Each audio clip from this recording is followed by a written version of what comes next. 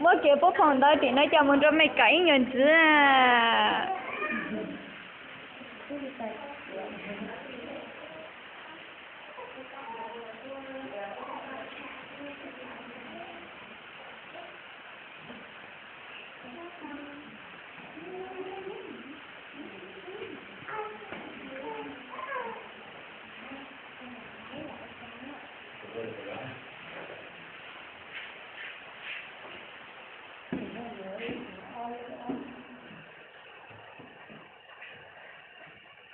Các bạn nghe thế này chưa?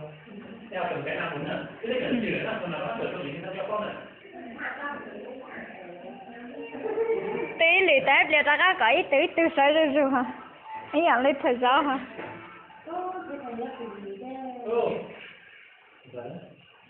Đấy mà mưa này, đó.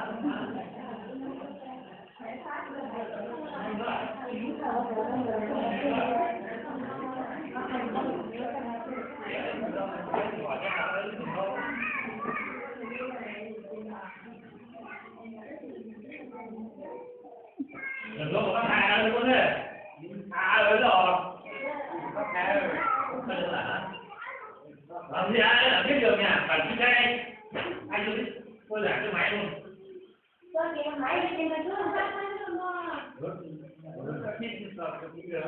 Cái nó có sao? Cái nó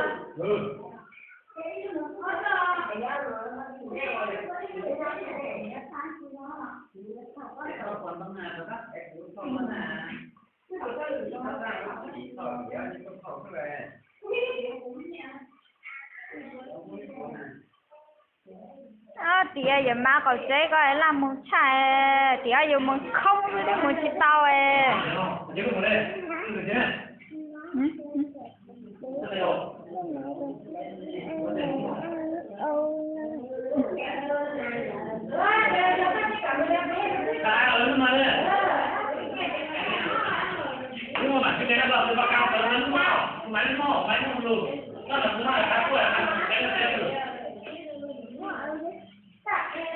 Giống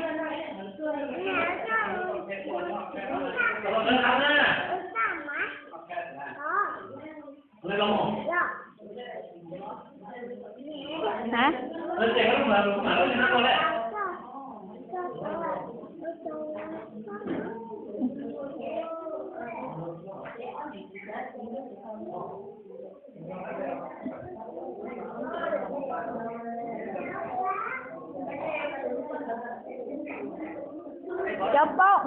cho bố trắng thì nhớ hôm nó anh cũng khá anh xem xong một khẩu á. Cái này tôi nói lại này còn dùng chí quý học kia nào tôi nhá, học kia nào kia là tôi lại trên bất nữa. Bây giờ mình thấy là cờ cộng A nhé. Thế này không? Cờ nó cái cuối chữ cái này chữ gì nhỉ? Cờ không ạ? Và bây giờ mình nghĩ là A nhá. Vậy A thì cờ A rồi đã ca không ạ, nhưng mà là ca đúng không? Nhưng bây giờ cái hồi hồng máu này nó sát nó khỏi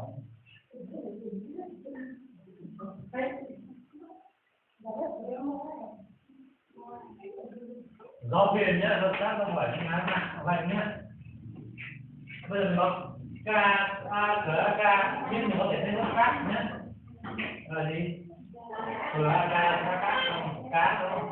Cá nhưng thì chỉ là cá thì sau đó nhưng mình cũng gọi là cá mình gọi là rất rồi thì đó là phát âm là cá về cá đúng không ạ? Thì cá nhưng mình không nói là làm gì không phải đi đấy thì đó là những cái nào cá phải cá vâng như thế này đúng không? Cái nội dung tính mình như phổ thông cũng như là chuyên môn nhá. Nhá đi. Mình còn rắn là nó không thể. Giảm này. GHK mình có thể là thay rất là nhiều câu chẳng câu đầu tiên trong ca nó giảm con nhá.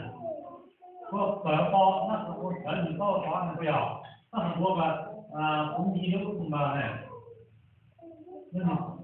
cỡ ra rồi đó là cũng như là nên vậy ví dụ như gì giống như vậy là cái mỏ cỡ cao cả nó cái cả ví dụ thế này được đấy như có cả cỡ cao cả Dạ.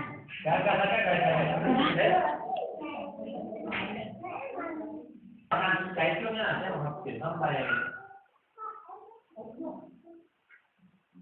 bài mùa sang rồi nó chuyển sang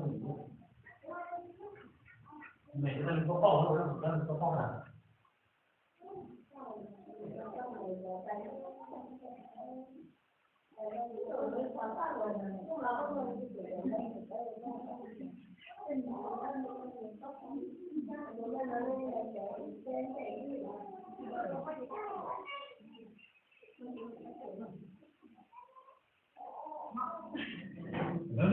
lớn nhá